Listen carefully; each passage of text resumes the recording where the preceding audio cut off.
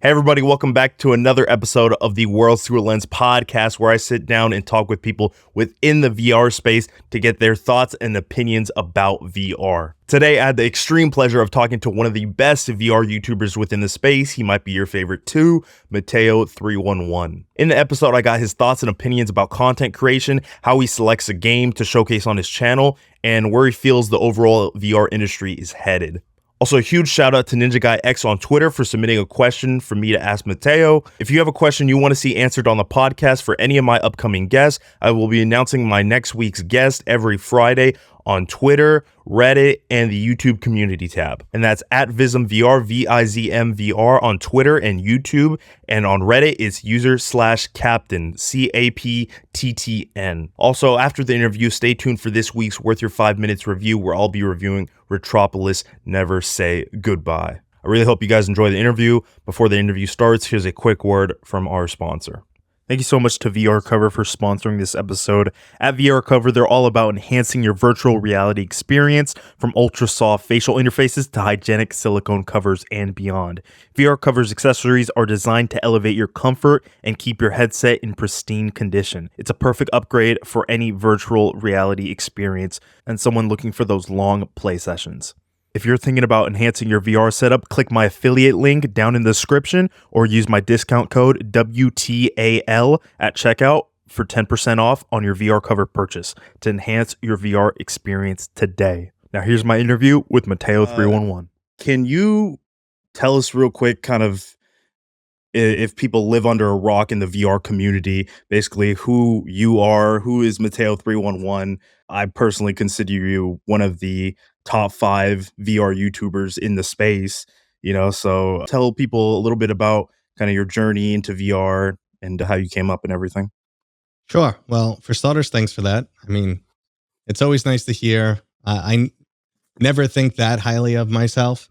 I mean, I think I'm just another person talking about something I love. But yeah, I mean, there's not much to report here, not much special. I've been doing VR YouTubing for about 5 years. I got into VR extremely early, didn't look for any reviews, got an HTC Vive, thought it was going to be the future. I still feel that way. And I just, was always looking for content. VR was dead back in the day. And then eventually I just started making the content I was looking for because no one was really filling like a void. So I started talking about video games, talking about my passion in the industry, wanted to meet more people. And here I am. That's it. Pretty simple story. Yeah. And then you started off, because I was just taking a look at your channel. You started off doing Dragon Age videos, those as your earliest videos, and then you pivoted over. Yeah, well, I mean, did you have just different plans for the channel overall at the start? I mean, so those Dragon Age videos and stuff you talk about, that was all just started back in the days where there really weren't like content creators and YouTubers almost that far back. Like I remember back in the day, YouTube was like, oh, sign up, log in. I'm like, why do I'm going to sign up and log in? I'm just going to look for what I'm looking for, Yeah. So it was really different back in the day. And this was almost like before 2010. It was just a creative outlet. I loved video games. I was always recording my video games and I'd put together like cool little clips here and there and then just upload them, not thinking about a channel, not looking for views, it was just like a creative outlet. And then that's where I ended up putting stuff. And then I didn't do anything for the channel for, I don't know, like I said, like 10 years. And then one day I was looking for a creative outlet again. And I said, well, let me talk about what I'm most interested about right now. And that's VR. And I just kept at it. Mm-hmm. And then those early videos, a lot of them were Vive port related videos, I believe, or they were a lot of review wise. Yeah. In the beginning, I started with some really terrible reviews. Everything I made was crap. A lot of it was Viveport because Viveport was and still is a pretty good value.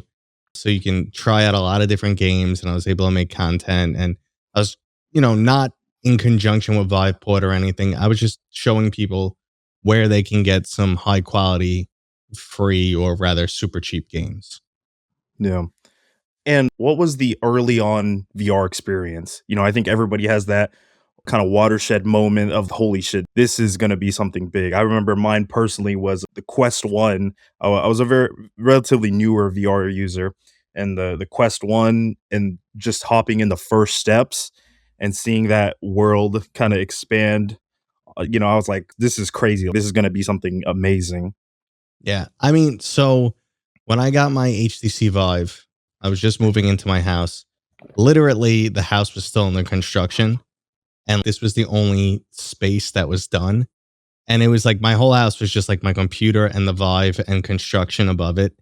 And I set it up, and just going through that initial tutorial, the Steam VR tutorial, I was like, this is insane. I literally went to the people working in my house, the guys who are physically doing manual labor. And I'm like, guys, take a break. Let me show you something. Yeah. And they're like, what? And I'm literally demoing VR back then to these guys. And they're like, what is this? This is crazy. So for me, it was instant. Like I was just sucked in immediately. And you said you had the demo. Was there like a specific game that gave you that same feeling again? Maybe In the later on? beginning, like everything was such a strong sensation. And every once in a while, you turn on something and it's either a beautiful environment or just VR mechanics that just work so well that you get that nice sensation and you get transported and you forget where you are type of scenario. But in the beginning, it was like almost everything. It was just like every new world was a big wow factor for me. Robo Recall was another one. I loved that back in the day. Mhm. Until You Fall, I still love that game. Space Pirate Trainer, even Space Pirate Trainer, which was simplistic, but it just made sense. Like it was just like so unique and new to just pull a weapon or a shield from behind your back. So like everything blew me away in the beginning. Yeah. And did you ever think you would grow this big as you currently are? What was your initial envision for the channel, really? Like I said, nothing really. It was Mhm. creative outlet, just trying to meet more people in the community, make some VR friends because VR was super sparse back in the day. And that's it, really. I mean, there was no, I'm going to be a YouTuber, I'm going to be a content creator, I'm going to be an influencer. There was none of that nonsense. It Yeah. was just, this is something I like doing. And then, like anything else you enjoy, you try and get better and better. And out of those earlier videos, what do you think that you did right that really propelled your early growth, at least? Nothing.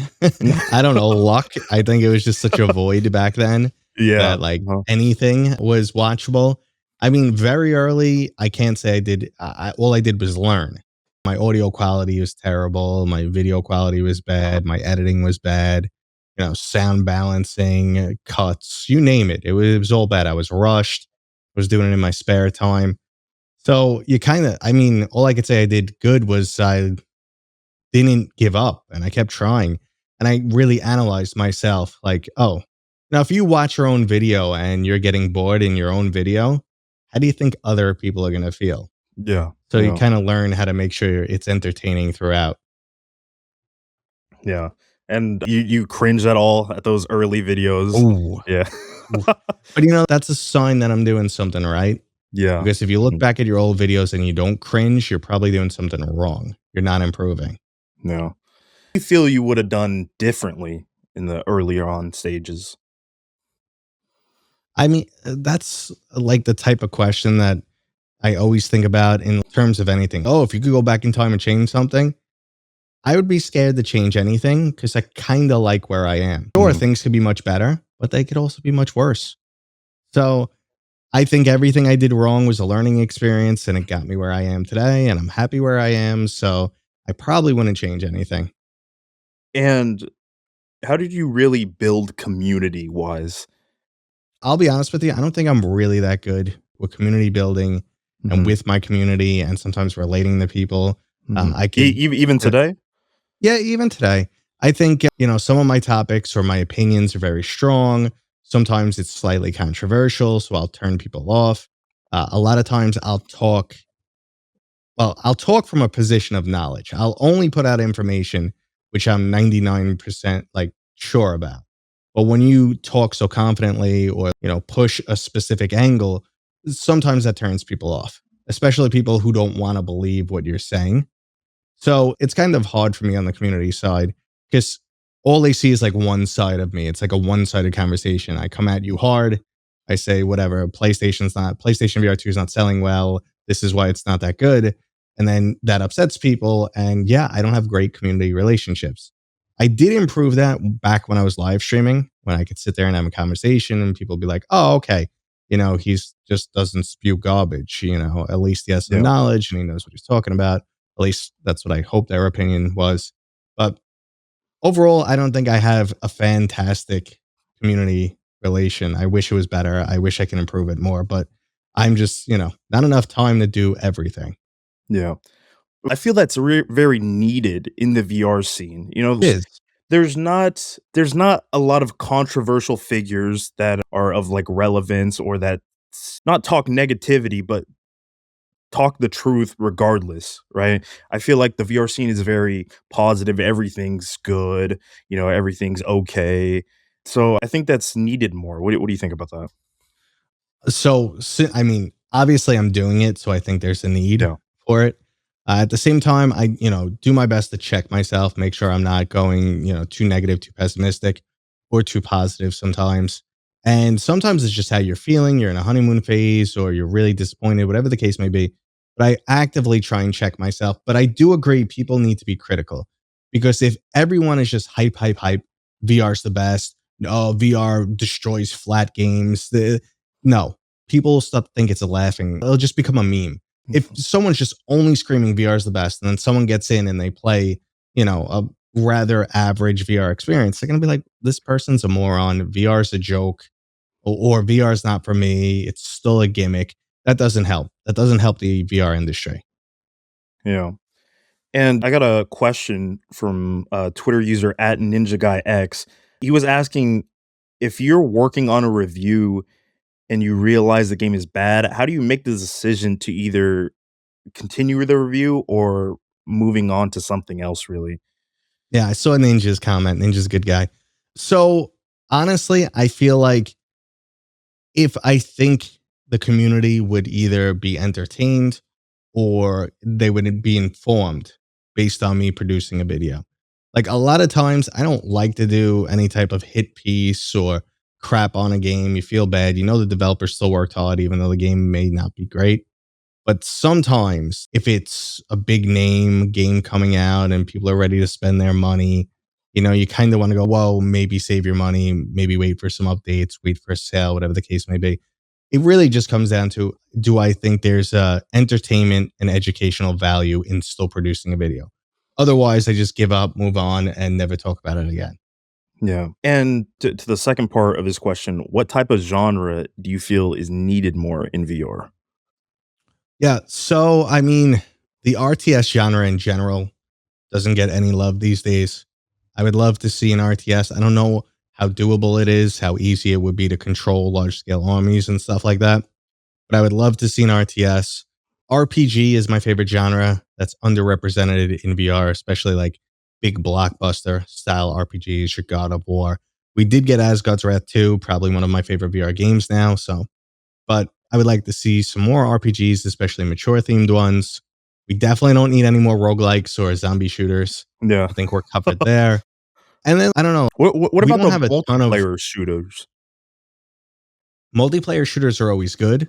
You Mhm. just got to give me a reason to keep coming back. I played Yeah. After the Fall for a while, but I wanted a little bit more content, a little bit more storyline. Yeah. Yeah, because I just feel that genre is very it's right, it's either gonna flop or succeed, it's Yeah. very just hit or miss. Going back to the games and giving your opinion about the games, how do you select games to talk about on your channel? Most of the time I don't have enough time to cover everything, Mhm. and I really want to dive pretty deep into a game before I talk about it. So, it really is whatever interests me the most of the time. That's when I'll pick a game. Sometimes I'll throw it up to my community and just be like, what do you guys want to see? Most recently, they all said Medieval Dynasty. And I was just, I'm not going to like this. But Oh, sure no. enough, I really enjoyed it. So Do you how often are you having devs reach out to you, "Hey, can you cover my game?" Blah, blah, blah, things like that? it's fairly often. It's probably on Yeah. a daily basis. It's a lot of PR companies these days, too. A lot of intermediary But at this point, like you start to get on first name basis with people from like Resolution and Dreams, Shell Games. You start to get, friendly with them because for years you've been sort of working together. Yeah. And that doesn't influence you at all, or again, it's more of what you like. So it's funny you say that because I actually had this conversation with Shell Games. I just went to PAX East recently and we Mhm. sat down and we had this exact conversation. I said, well, sometimes I enjoy the intermediary. I enjoy the fact that a third party organization is coming to me and saying, Shell Games wants you to play this game. It's easier to tell that third person, hey, nah, I don't, that game doesn't do it for me than it is for me to tell, someone at Shell Games. But at the same time, I think they get it, they completely understand. And I'm just always going to be honest with them. So Yeah. maybe I might slightly sugarcoat it if I'm talking to their face. But at the same point, you can't let those relationships really overlap. Mhm. At most, I'd be like, listen, I didn't enjoy the game. This is what I think's broken with it. Or it's not my style of game, so I'm not going to cover it. Mhm. So, no one's really offended.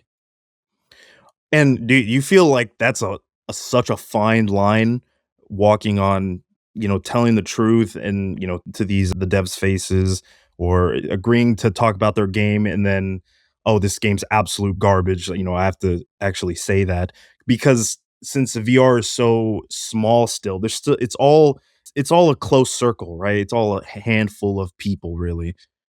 Yeah, so I don't really struggle with it, at least too much.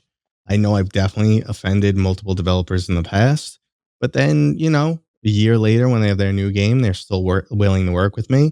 Some of them are like, hey, we want to change your opinion. We're going to work hard to change your opinion. So ultimately, it's been pretty positive. It doesn't feel like I'm walking on a tightrope. It feels, pretty good. They know I'm opinionated, they know the type of person they're working with, at least most of them do. And for the most part, like I said, like worst case scenario, if I think this is gonna, rip money out of someone's pocket and be detrimental to VR, then I'm gonna make sure everyone knows. But other than that, if it's just not my type of game or, it's got some rough edges, I'll either not talk about it, just say, yeah, it's okay, but, look out for these rough edges. So for me personally, it's not that much of an issue. And what's that real differentiator from the great games to you, from the trash, really? Yeah. So this is another topic I recently had. It for the most time it comes down to feel, and that's really hard to describe Mhm. because you don't physically feel anything besides a little bit of haptics. But to explain that in depth a little bit more, like when you play The Walking Dead Saints and Sinners, when you stab a zombie in the head, it almost feels like you've actually made contact, that a weapon is actually stuck. You even though there's no physical feedback besides a little rumble, you feel like you're in combat. So Yeah. games that can emulate that, and then the feel extends to the overall immersion. Do I feel like I've been transported to a new world, or is texture popping and low resolution and jaggies and whatever the case may be? Is that breaking the immersion for me?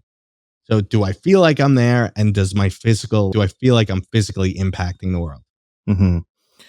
And if you could tie it to one single element, whether it's a mechanic or, certain movement, what really does it to you? What sells it for you really?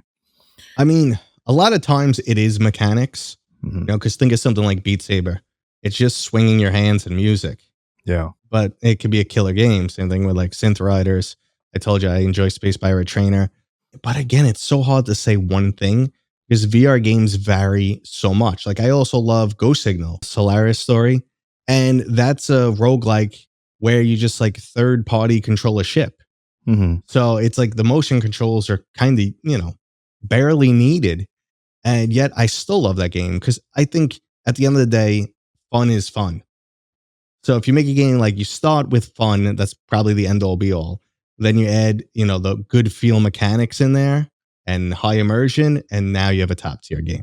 What do you feel have been either the most recent developments within the VR space as of late that have changed the landscape? either for the better or the worse? And what do you see or want to see coming down the pipeline? So I think, well, obviously hardware has come a long way. Like the original HTC Vive is a joke if you strap it on now. Mm. It's heavy, it's bulky, it's uncomfortable. It doesn't have speakers, resolution's so low. So hardware has come a long way. Most recently, pancake lenses are fantastic. The edge to edge clarity on a pancake lens is sweet. So hardware has come a long way. And then you just have the software development side where a lot of these developers have been around for a while now. In the beginning, everyone was kind of like stumbling in the dark. No one knew how to do anything. I remember back in the day, Valve had a conference and they talked about how hard it was to like make doors that seem realistic in Half-Life Alyx. Doors. We're talking about Yeah. doors. I Yeah, mean, yeah. something so simple and trivial, and how much work goes in for that. So I think both the hardware and the software side, we've just seen a lot of development. There's lots of little tricks so people don't get motion sickness anymore. Play something like Swarm, where you're swinging around like a madman. You're like, wait, this should be kill. Like I should be hurling right now. My stomach should be twisted, but you're fine. And Yeah. there's just little tricks. Like they have the little like streaks that go by. They don't have to use like super aggressive vignetting, just these little like blur marks that go by. And that's enough to stop you from getting nauseous. It's really interesting. You show people that are new to VR, what's the most common thing that they're skeptical of? And how do you address it towards them? I mean, some people, and this is probably one of the rarer things, some people just don't like putting something on their face. Mhm. Like my mom and my wife are in that category for two different reasons. My mom's claustrophobic, and I'm like, but when you put it on, you're gonna feel like you're somewhere else. And she's like, no, I'm not doing it. And my wife, she just doesn't like the fact that it leaves lines on her face, and so that is a stepping stone for some people, at least for like general usage. Like my wife was not gonna like if she has anything going on during the day, she is not gonna put on a VR headset because Yeah. for her, for whatever reason, the lines last 3 hours. Yeah, yeah. So she's not doing it. Then obviously some people are concerned about motion sickness, but you just throw them into the right experience. Throw them in something with room scale, Beat Saber, Space Pirate Trainer. They're fine. Other than that, people, next question is usually price tag. And you say, well, Quest 2 is so cheap these days, $200. Yeah. But maybe look out for the Quest 3 Lite. So most of the initial, problems were answered just when the more experienced gamers are just like, well, what about like God of War or Halo? You got something like that? And I'm like, not really. Yeah. Yeah, Not quite yet. the best thing you can point him to is, Half-Life Alyx or Asgard's Wrath, and it's, oh, if I want to play Half-Life Alyx, oh, I have to figure out what's virtual desktop, blah, blah, blah, all this. And it feels too hard for them sometimes, which I People, get it, yeah, it's way, yeah, for a lot of people, it's way too much friction. Because people even navigating the Quest interface, right? You hear complaints all the time that the Quest interface is garbage. They But need a whole rework, and it's sad because even those little bits of friction just cause so many people not to either go back to VR or get in to begin with. friction is, yeah, honestly, after price tag, it's friction. Can you run us through your process of the conceptualization from the start of the video to the end of your videos? Sure, I'll do my best. I mean, I do a couple different types of videos. Monday's news, and I think that's as straightforward as possible. Like I Mhm. kind of break it down in a couple categories. This week, like what am I working on in general, which is to check in this week's new releases, if there's any other game announcements or updates, and then one major topic I'll kind of hammer in on. And that could be anything, a new headset was announced or whatever the case may be. We got PlayStation VR 2 sales numbers. So I'll usually I'll just wing, like kind of Mhm. like I'll know what I want to say because I'm already informed on the topic, and I'll turn on the camera and I'll talk for a few minutes and I'll cut it down. Mhm. But everything else is a little bit more strategic. But basically I'll just write out the topics and hit record. Yeah. Now, when we're doing a review or something, I have a couple like subjects or topics I always go over. Like I start with the basic information, what platform the game is on, how long is it, what does it cost. I go through that. Then I'll usually go through my expectations, which I think these days have like a really big impact When I'm expecting something to be good, and maybe I hold it in too high regard, whatever the case may be. So I go through my expectations. I'll tell you what the game was like in experience for me. I'll compare it to similar games out there so people kind of know what they're getting into. And then I'll make some like overall verdict and recommendation. Like, overall, this is a really good game if you're looking for a new RPG. But if you don't like aspects such as XYZ, you might want to pass on this game or wait for a sale. So that's pretty much the overall process. Yeah, and is there you have you planned out weekly, you have it down to science basically as of now, right? I mean, at this point in time, content is just everywhere. Mhm. Like it's very easy to, I could cover a game, I could cover the news, I could cover a million different topics. So there's plenty of content. Like I'm not struggling for content. Do I have it down to a science? Much better than I used to. Like it's much easier. I could get footage out much quicker, but it's still sometimes I'm just kind of winging it. Yeah, yeah. How do you feel about people how do you feel about YouTubers that feel they've gotten shadow banned or that the algorithm's not doing them justice, even though, they've gotten so many views, now they're trickling off? How do you deal with that, and have you dealt with that yourself? Well, so in the beginning, you need to learn to grow a thick skin. I mean, honestly, I always say if your channel's not doing well, the only person to blame is yourself. Mhm. Now, that could be for a multitude of reasons. Like the platform itself is always changing. So you do personally need to evolve at least a little bit over time. There's some people who get huge off of covering one game.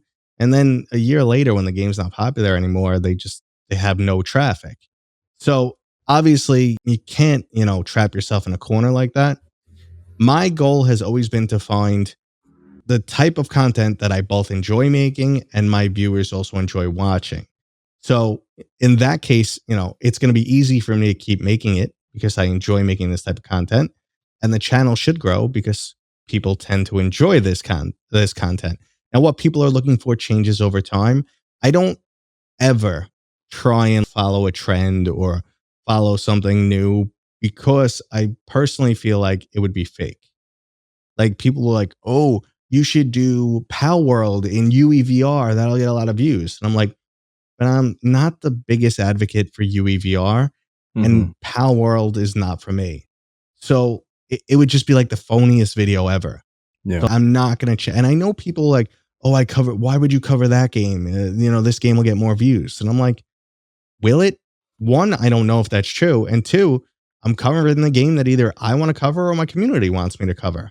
And are you in a space in your life where you don't need the views? You're not even, let's say if you didn't have the YouTube channel, like, are you financially fine? You have a Yeah, I'm job out fine. of this? Yeah, you're I'm fine. I mean, this is my full-time job now. mhm, If I stop doing it, my family's okay. Like I talked mhm, about it. Like I would have never went into this full time if I didn't put myself into a really good position.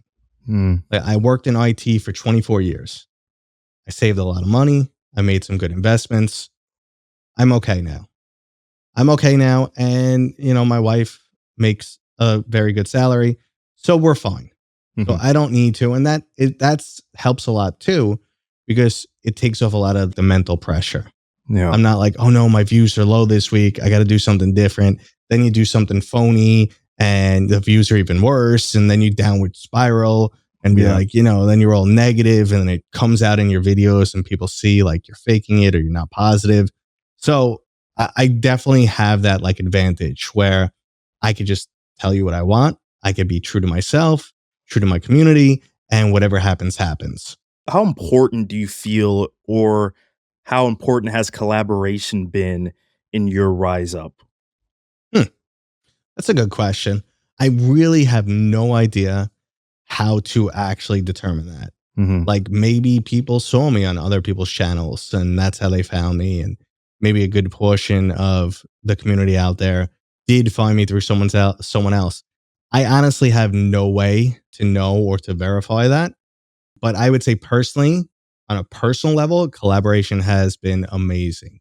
like getting to know people like Reese the King and Steve Knows and GT and Beardo Benjo and Eric for President. All these guys are amazing. They've helped shape how I think. They've helped make me more critical, ask different questions, and just, help me feel welcome and have a good time in this overall VR community. Yeah, that's great.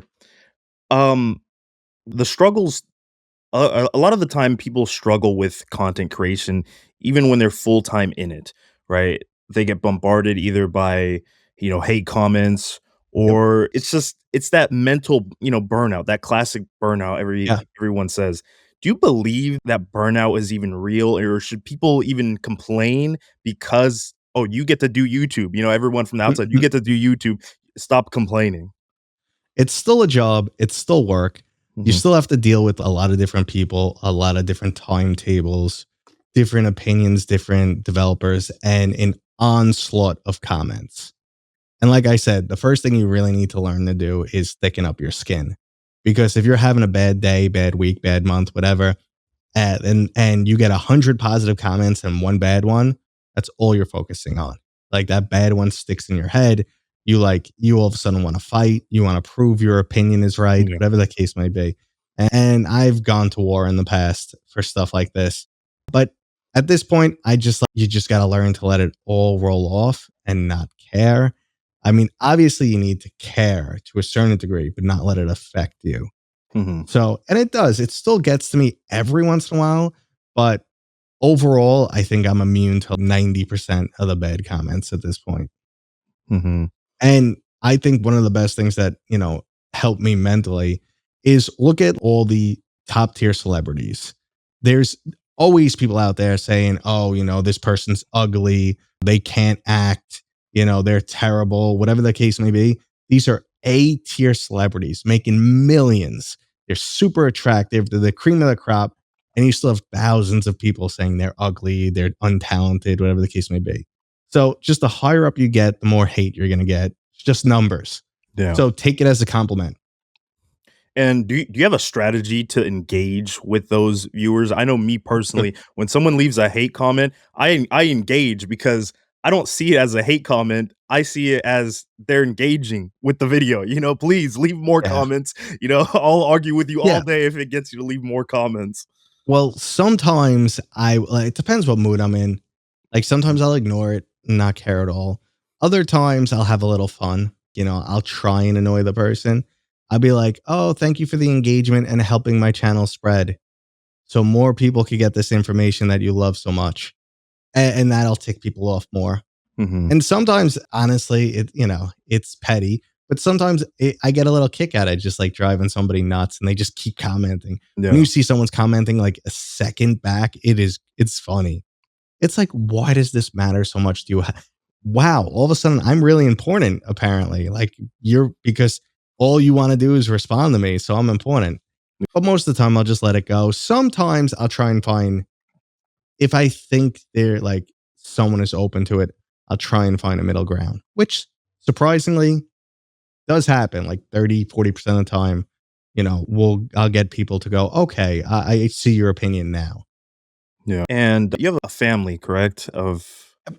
Yeah. And how do you balance that work life family time? I don't. I'm dying on the inside. Yeah. I'm aging by the second.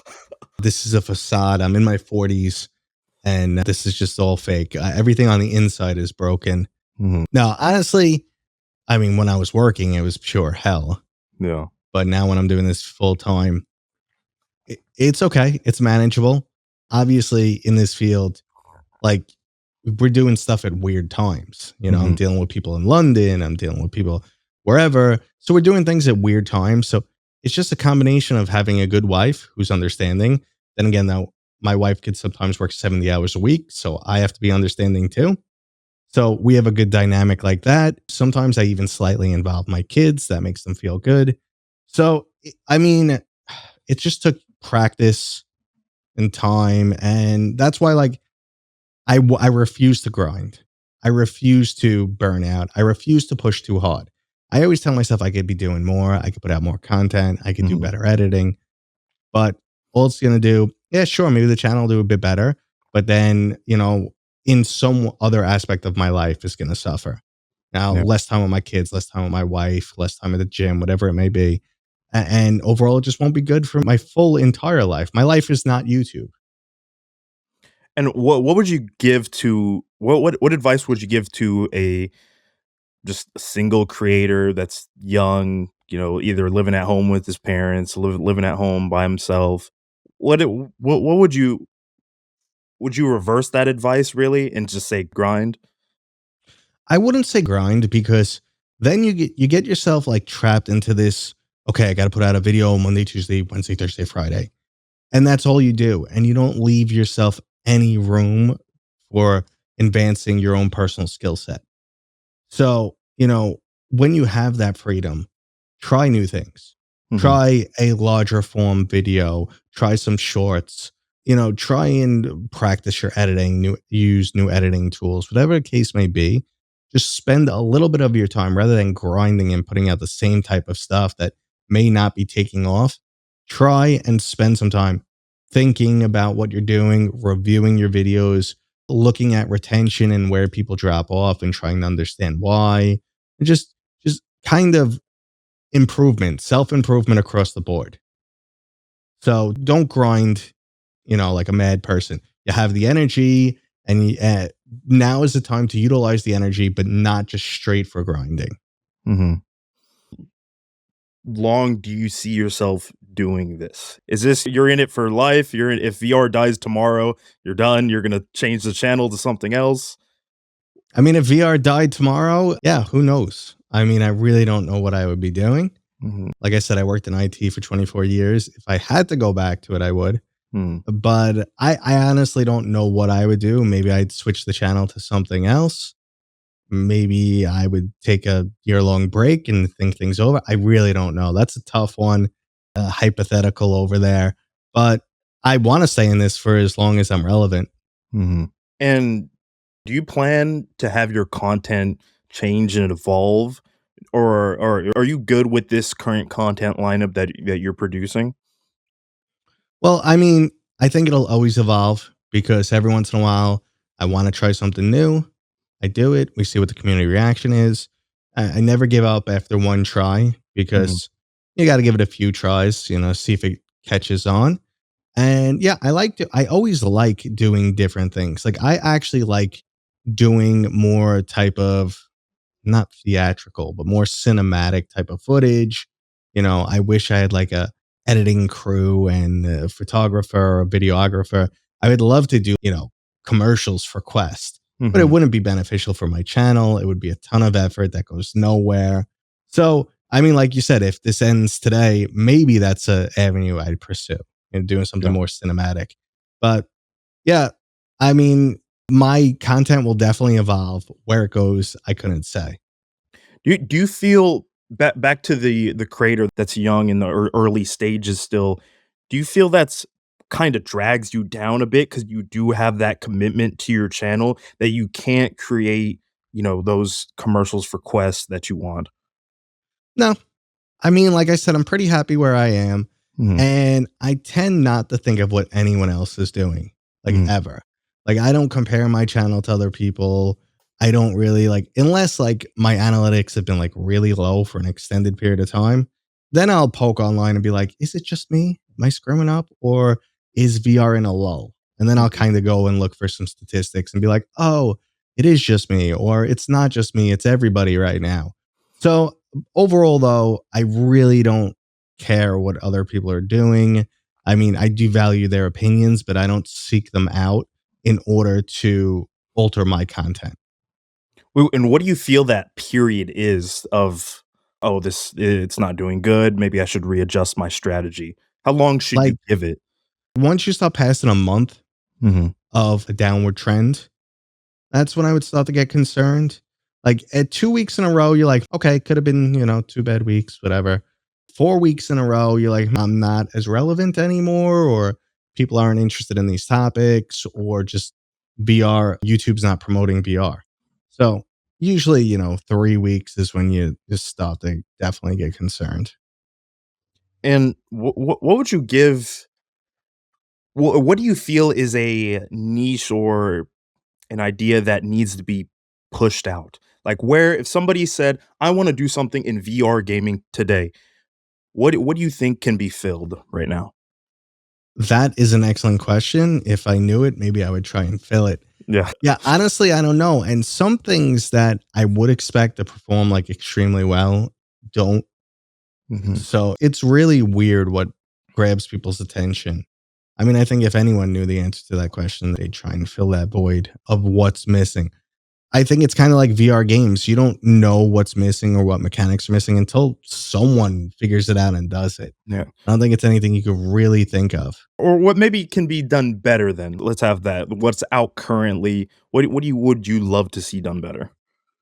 If there was more live style content, Mhm. that's the application that allows you to do like mixed reality. Mhm. I think there's a space for that. I think there's definitely a space for more mixed reality content and something that allows you to better film like 3D worlds and then view them in 3D. That would be pretty cool. I mean, there's tools out there, it's possible. I'm just not sure there's a full audience for it, Mhm. but I think that's definitely something cool that could be explored. Speaking of not having full audiences, I see on Twitter you're messing around with the Ray-Ban frames a lot.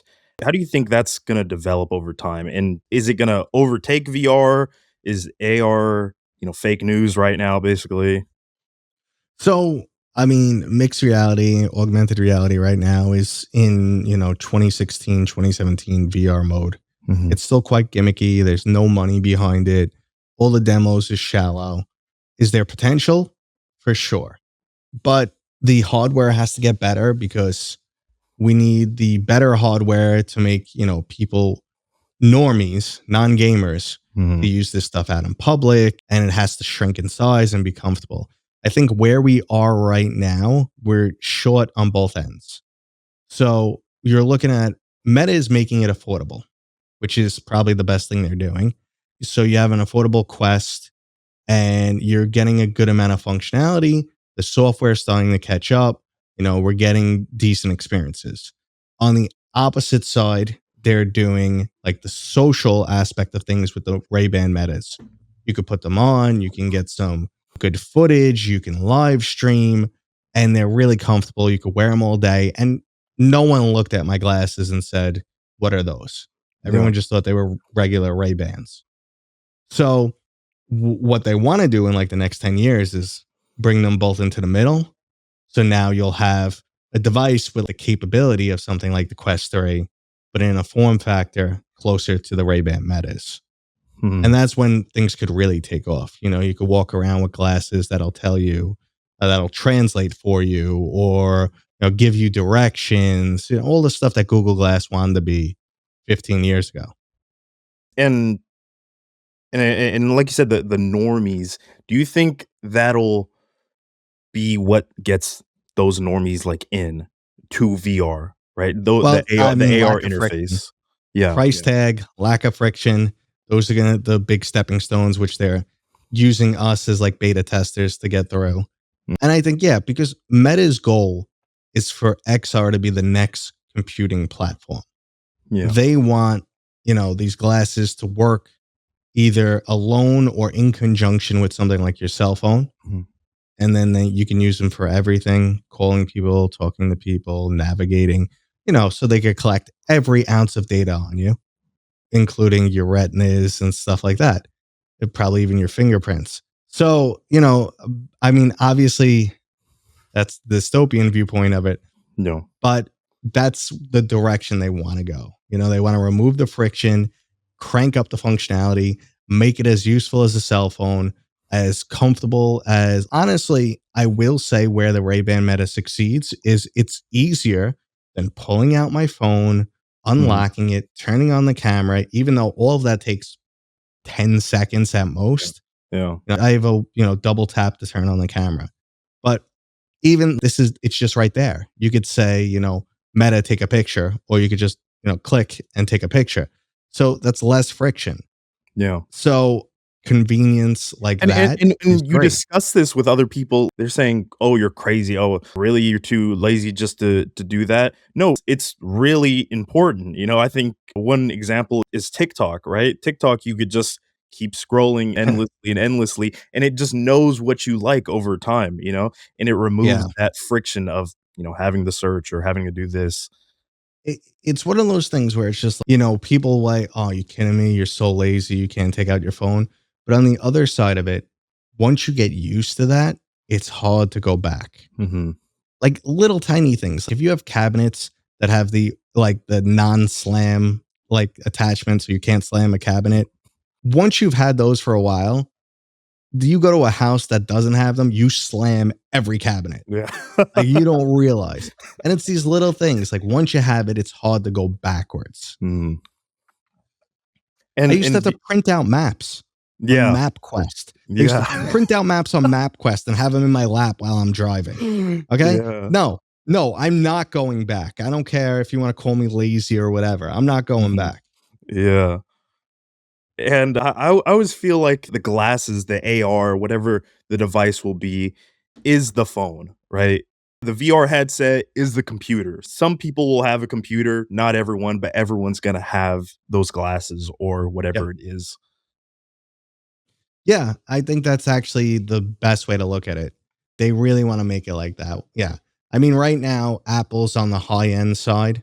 So they have the laptop you strap to your face, Mhm. and Meta is aiming for like the phone that you're gonna strap to your face, Yeah. which they practically have already. Yeah, basically, yeah. What would you like to see from Meta in the future? I mean, it's easy to, put a bullseye on Meta and rag on Meta but honestly, they're the only one pouring money into VR right now. So I just want to see, they keep doing what they're doing. I don't want them to pull out of the gaming industry. They're the only ones subsidizing games right now. I mean, the last one besides Meta was probably Horizon Call of the Mountain. As Sony doesn't look like they're going to be putting any money into first party PlayStation VR games, sadly. So it looks like all we get is Meta. So all we can hope for is Meta to get better, technology gets better, and game development gets better. And just keep doing what you're doing. And I know it sucks to go from 2019 PC VR and get games like Half Life Alyx and then have to wait another almost 5 to 10 years to get that same level of quality again from a mobile headset, but that's the world we live in. So the alternative is the games just dry up and no one makes money. Hmm. Do you think that Meta should go after that higher market, should try to compete with Apple or retry the Quest Pro? Or uh or or or do you feel the lower end is their bread and butter, and that's where they should focus all their attention? I mean, for mass adoption, which is what the industry needs, we got to go low end. Mhm, I honestly, I hate to say it because I didn't agree with Meta's direction for the longest of time. mhm. You can't deny the numbers. So Yeah. they're working on retention. So they don't want to just sell a headset and no one uses again. And there's been marked improvements in retention. They're, increasing functionality. They're increasing comfort, clarity, like across the board, performance. So I kind of are like, yeah, keep doing what you're doing. I want them as much as I want like a Quest Pro XXL superpower, machine. It's not viable. It won't help the industry Mhm. because no developers are going to develop for the system that 1% of people have. Yeah. They're not going to do it. There's no money in it. So keep going low end, keep helping retention, keep increasing functionality, get people to love their Quest and want to live with it on their head. Keep going that direction. And that's why I'm happy to see like the Meta Quest Lite is coming out. If it is what we're thinking, it's basically going to be the upgrade path for the people who didn't get the Quest 3 because it was too Mhm, expensive, mhm. which I think is ideal. I remember listening to Upload VR, and they were saying that Meta has already lost in kind of the VR scene, right? Apple won, right? Apple's already won. Now it's okay, who's the second place? Now we're fighting for second place, basically. Do you agree with that at all? I don't agree with that. I don't think the retention, but I don't really have numbers to back this up. But Hmm. I've heard that retention isn't fantastic Hmm. on the Apple Vision Pro. Obviously, Apple has a lot of enthusiast fanboys. And even some of them have come out and said, yeah, no, I'm really happy I bought it, but I don't really use it anymore. And it's a $3,000 you're okay with not using it Yeah. anymore. Yeah. It's definitely using these enthusiasts as beta testers for sure. Hmm. And just like the Quest Pro is crap, and like a year down the road, a much cheaper, better quality, device comes out, we're going to see the same thing with the Apple Vision Pro. So I wouldn't say they won. I mean, what section of the market do they have right now? Hmm. Only a very tiny piece. I mean, they're smaller than PCVR, and people can't make money on PCVR. So it's way too soon to say, oh no, Apple already won. We got to see what happens. And how do you feel Valve plays into everything? Where does Valve sit for you? Those bastards. Valve is the golden goose, man. Yeah. So they tend to only jump in when there's a place to like really push the market forward. Hmm. They really like to tweak with hardware. They like to fool around. They like to try new things. So I don't know what the case is now, if they're waiting for x86 architecture to be good enough to run VR, because they said their Steam Deck is like in the same pathway to a new VR headset. And the Steam Deck isn't strong enough just yet to run standalone VR. So, okay, maybe they're letting that hardware improve a little bit more. We know that like Gabe Newell used to say brain interface a while ago. So maybe they're waiting for a BCI. Like we know they try to do different things. Like they tried with the Index, they gave us a package that's still kind of unmatched today, even though it's very dated, but like great audio and speakers, one of the largest FOVs. It had really nice resolution for the time, super comfortable, especially for a headset that's so heavy. And Hmm. then, they did something new with those controllers. They gave us full hand tracking with the controllers. Say what you will about them. I liked my Index controllers. I like how they just stay attached to your hands. I had no issue with hand tracking, but they like to push technology forward. And I feel like right now, either it's just one, it's not cost effective. They know they're not going to beat Meta. Two, who wants to go up against Meta? They're spending billions a year. Yeah. That's just a losing market. So I think they're just waiting for the opportunity and waiting for the ability to push out something that like no one else really has. So do you think they're trying to, if they did come out, they would want to compete with Apple? Who are they fighting with then? If it All isn't they that. care about is selling games. Okay. Yeah, because they're so well positioned. They're in a league of their own, Yes. huh? Yeah, they kind of have like a play money fund Mm-hmm. where they like kind of work on interesting stuff. Like, oh, let's do VR, let's do wacky controllers they did in the past. They did Yeah. Steam Link, Yeah. which was a great device. I love Steam Link, which is now all software, but back in the day was hardware. So they have this play fund of money that they use to just work on quirky things. And some of them just never see the light of day. And they do that with games too. But I mean, where are they going? What are they up to? Who the heck knows? Well, everyone wants them to do something. Like Yeah. that's the whole Yeah. thing. Everyone wants to Yeah. do something. Especially when the Valve Prism leaks started That was going that around was Twitter. great. Everyone was hopping on. Oh, it's real. It's real. Oh, I don't know if it's real. Blah blah blah. I checked the domain instantly and I'm Yeah. like, Mhm. shit, this is fake. Yeah. As we finish up here, what are you playing right now? I know you got a lot of content on your plate, but what do you feel is the game you would love to jump back into if you had the time? I still jump back into Asgard's Wrath a lot. I Mhm. do the Uncharted Rifts, which just sucked up my time. I was like, I got near the end of the campaign and then just like, did the Uncharted Rifts every day and forgot about the campaign. I need to get back for sure. I want to finish that because I love that game. Like I said, Medieval Dynasty caught me by surprise. I've been trying to find some more time to get into that. And I don't understand why I'm enjoying it as much as I do. Mhm. And I mean, like one of those games that I always put on and always enjoy for whatever reason is Until You Fall. I haven't played that one in a while though. But besides that, yeah, that's what I've been playing. Every once in a while, I jump into Dungeons of Eternity with some of my buddies. And I would love to get into more legendary tales. What are your top 3 games? VR, not VR, or if you want to do a list Okay. for each of them? I'll separate them, I guess. And this is going to be a loose top 3. I mean, obviously, we got to put Half-Life Alyx on the list. Mhm. You just have to. No. So we'll just reserve a spot for that. But I love the Lone Echo series. Absolutely blew me away. Let's see. I mean, Saints and Sinners is up there. Probably not my favorite. As God's Wrath 2 is easily one of my favorite. I love the original too. But in terms of gameplay, it's not as good. So that's probably my top right there. But then you could throw in some other really high up there, just not perfect. Like Vertigo 2 is a fantastic game. Now, when we go to flat screen, my all-time favorite games include, let's see, the entire Baldur's Gate series. So 1, 2, and 3. Baldur's Gate 3 is probably game of the decade.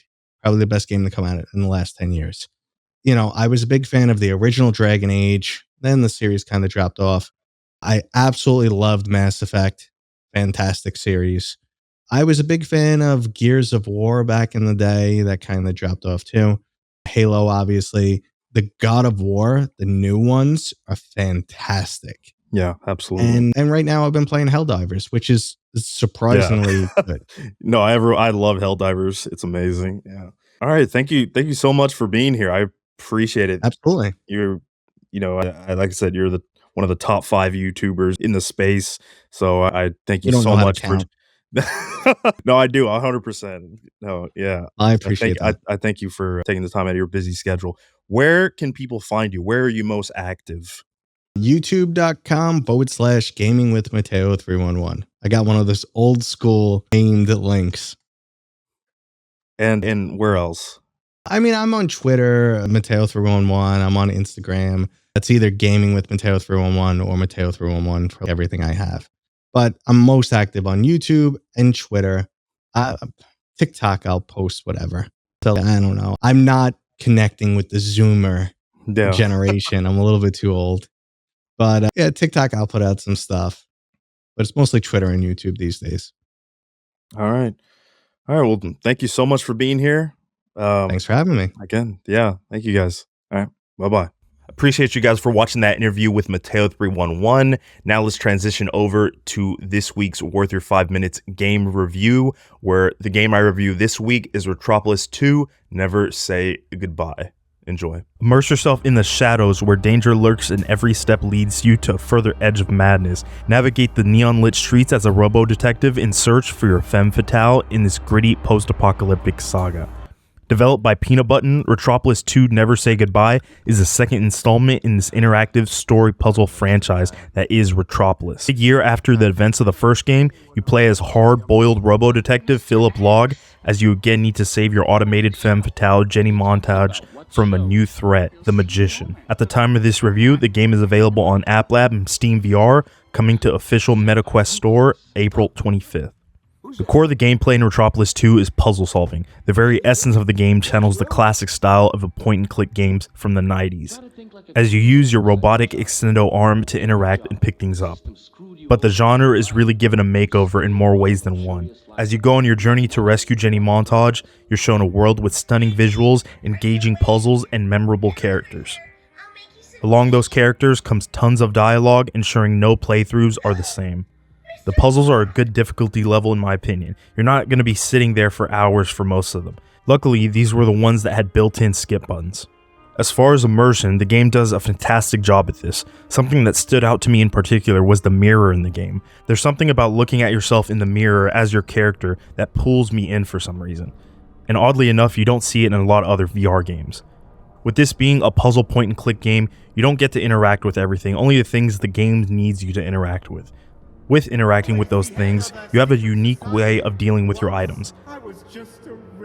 They don't just go into your pocket or your backpack. You have a little pet briefcase that hovers around with you wherever you go. It feels simple, but like it could be an actual thing for humans in the future. Taking its inspiration from the point-and-click genres of old, the controls are very simple and easy to learn. You point and click and use a line attached to your hand to click the trigger and grab an item and interact, whether it be via cutscene or dialogue. It's simple and easy to grasp and really adds the old school point and click style they're going for. One of the few VR games created using the Quill art style, the game comes out of the gate looking unique. And you really get a grasp of that during the opening scene as the world opens up in front of you from the darkness of only the spotlight to the amazingly drawn and crafted, bright, beautiful, futuristic city. The perfect blend of bright and bold neon pinks and blues contrasted by the dull and boring browns and grays mesh perfectly. All of it done to immerse you into that detective noir vibe. When it comes to clarity and visuals, the first game, looking back on it, had a sort of muddiness to it. Retropolis 2 fixes that entirely, with the game's visuals feeling noticeably sharper, cleaner, and more detailed than the first game. The sound of Retropolis 2 is definitely a key highlight in my opinion. With the few voice actors there are, they're done beautifully and with a natural feeling towards them. Like I couldn't imagine that character having another voice. With the voices of Philip Log and Jenny Montage being just as outstanding as they were in the first game. When it comes to the soundtrack, which I felt was good in the first game, Retropolis 2 does 10 times better. The opening sequence music does a perfect job at setting the opening tone of the game. I personally love that sad trumpet kind of noir music from Chinatown, and I feel that sound is captured beautifully in its fullest here.